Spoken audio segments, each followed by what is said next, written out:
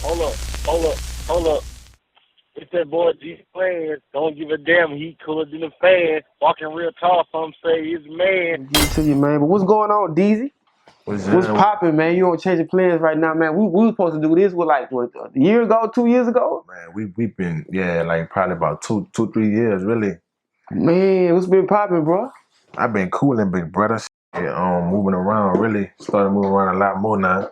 Yeah. You know what I'm saying? And I got that Duck and Indictments about to drop.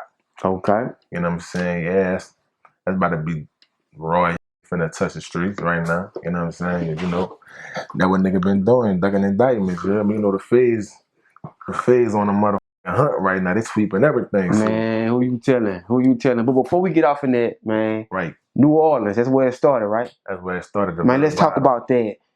New Orleans, how was it like growing up in New Orleans in your section and then you migrating to Houston? Facts. So, I mean, growing up I'm from the west side of New Orleans, LJ to be exact, you hear me? I mean, shit, really just typical hood shit, you know what I'm saying? It wasn't too far different from, you know what I'm saying, the next neighborhood. But you know, I left New Orleans at like 14, 15 years old when the hurricane hit, when Katrina hit.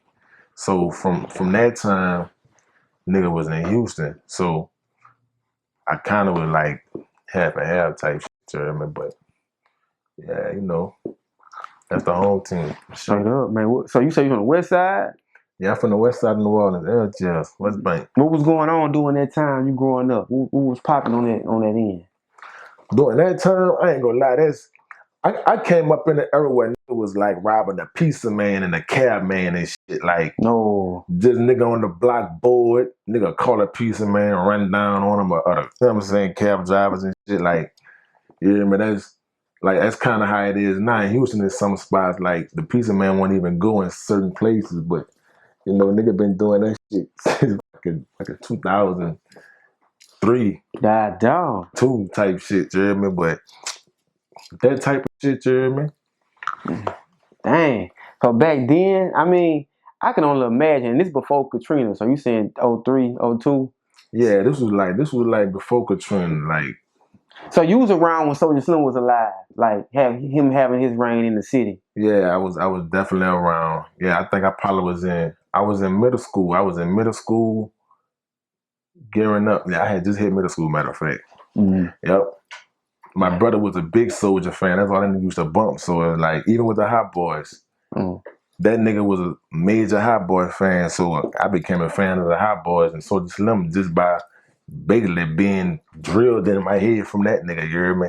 Yeah, niggas definitely came up in that era. For sure, man. So man, I'm meeting you. We didn't talk on the phone a few times, seeing each other online. Definitely. And then you get out the car. I'm like, bro, you taller than him up. Taller than him. A lot of people don't really realize how tall I am. I'm 6'5", bro. Yeah. I don't know how I don't look taller on camera. Probably because I be sitting down most of the time. Yeah. But yeah, I'm 6'5", brother. Yeah, and I was like, man, I didn't know that. I didn't know that. Yeah, that boy Slim was tall like that too. Yeah. But that Slim, he looked tall on camera. That's the crazy part. But I don't know, everybody be like, every time they see me, like, damn, boy, I didn't know you were that tall. Yeah. So you off into fashion. You off into you're a creative content creator. Right. You have all these different things going on. What came first? Was it music first? Was it the love for cameras first? What came first? Man, really, bro, I'm gonna say the music came first. So the shit started. I came up under my brother. They had a little clique called 80s Babies Bang Gang. Free my brother, man. Free One Feezer right now. He fighting the imp. He come up for parole in June. This is second one. He hoping he get it. But they had a little clique called 80s Babies Bang Gang. You hear me? So I always be around them niggas in the studio. Everybody rapping but me. You know what I'm saying? So it's like you hanging with a clique of niggas. Everybody rap, but you don't rap. So it's like eventually you gonna want to rap too. You know what I'm saying? So we getting a boot one day. My partner had built like a little studio boot in his garage. They in that bitch, they freestyling going there. So I jump in that bitch one day. I'm like, man, fuck that, I'm about to rap. I get on the mic, but I'm playing though. Man, spit something. Ooh. I say like 2, 3 bars. They're like, oh shit. They're like, keep going. I'm like, man, nah. Someone, nah, that shit sound good. Keep going. So boom, I spit like 2-3 more bars.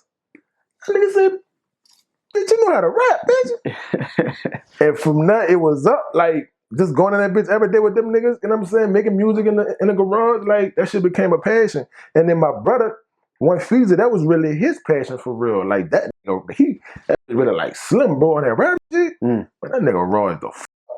So that really was his dream. Even still right now, nigga he calling, rapping over the jail phone and shit. You know what I'm saying? So when he caught that murder charge and he got locked up, it's like, he had to live through me type shit. You know what I'm saying? And like, we was like this. So that's where the motivation came at from that point. When he got jail, like, I gotta hold this shit down for you, bitch. You know what I'm saying? And he go by One Feezy. I'm DeezyUpNext, you hear me? So first it was Dizzy.